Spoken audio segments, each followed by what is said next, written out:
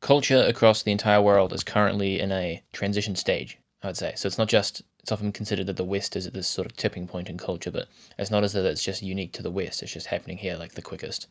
But obviously, the same exact thing is going to happen in every other part of the world. The significant difference being that the West is the place where technology has proliferated the most.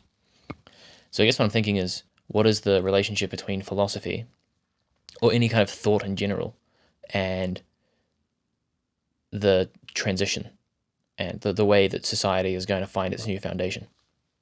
Because with most philosophical thinking, it always has to start with some kind of assumption. You always have to say, if this and that are true, then we're going to do some logical operations and figure out what else must be true. Or we're going to say, if it's something like ethical, you might have some moral presuppositions that you think are just, you have to assume them. And then you create a system that doesn't deny those assumptions. But when it comes to understanding how the cultural epoch will alter, I don't know if philosophy or thought or any kind of intellectual understanding is going to be able to penetrate to the depths of what's actually changing. Now, that being said, it's obviously still going to be the case that social trends and intellectual trends can still be best detected by someone who is informed. But I think those all happen on the surface, while in the background there's a real emergent social order occurring or emerging. So for now, in the present, there are all these different intellectual and social trends that are going on that obviously a philosopher would be able to analyze and understand.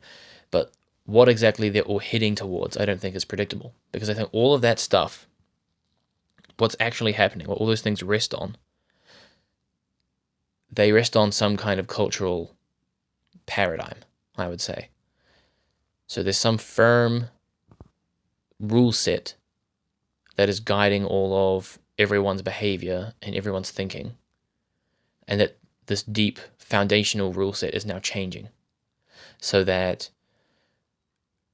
all those trends, it's not as though one of these intellectual social trends is going to win and that's going to be the new epoch. Those are all, because all the current trends, like, you can see that they have history. So all you can really say about them is that they have maybe psychological consistencies, and that those psychological facts are going to continue, so that maybe you could detect the psychology and predict the future. But even then, like, it's just too complicated. I think that, like, what's actually happening, how human beings are going to come to some new paradigm, there's no way that you can understand human beings well enough to know how that's going to play out. It's just far too complicated. So they now are in a situation where it's definitely, people are looking for someone to explain what's happening, because the world is changing rapidly. No one really knows how to predict the future. And it's very easy to look to people who are informed and who can, construct these nice, complicated sentences and big old treatises on how the future is going to occur. But I just think foundationally there's some limit there, that this whole philosophical mode is not, or not even philosophical, but rationalistic, or rational is probably the best way to put it. I don't know if you can predict at all what's going to happen. You can maybe ready yourself, but it's always going to be, because we're in this transition stage and the foundation is being changed, the theories are always going to be behind what happens. So no one's really going to identify some foundational trend and then be able to plan for the future, because no one knows yet. It's currently occurring. The transition is percolating. It's brewing. It's happening organically. So it's just, there's no way that you can imagine. You can't really vision what it's going to be in the future. Things are going to change so dramatically that no knowledge of history can help you predict what's going to happen. But yes, now we're in the situation where we're looking to find people who can tell us what is going to happen, but that it's a wild goose chase. No one's going to know what happens. And I think what will end up being the case is that it's people who are presently doing bold, creative things. And maybe not necessarily creative. You can maybe say authentic or present-minded, something like that. Those are the people who in the future will be reflecting and will have the nice little nuggets of wisdom to deploy and to give to other people.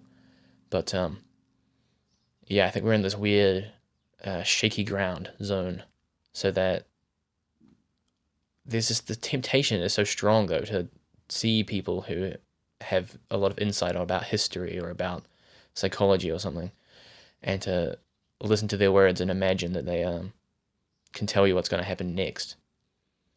But I don't think they can. I mean, maybe you can ready yourself. You can put yourself into a mental state where you're receptive and, I don't know, looking out for change, looking out to like see new patterns. But you can't predict them. It's just going to be, it's like we're jumping into a war zone or something, or into some, not necessarily a war zone, it could be fun. It could be like a game zone. Jumping into a new video game, you just don't know what to expect, you just have to pay attention. So anyway, that's really all I had to say. I just think that philosophy and thought need to be not ignored, because they're still valuable. That's the thing, they're still valuable because there's this whole question of the modern trends. But to say exactly why those trends are becoming popular, like foundationally, I don't think you can say. It might become obvious 50 years from now, or 100 or 200 years from now, when a new foundation has been sort of agreed upon.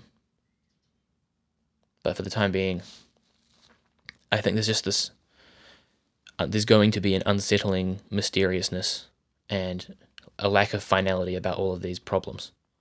But the upside is that things will be extremely interesting.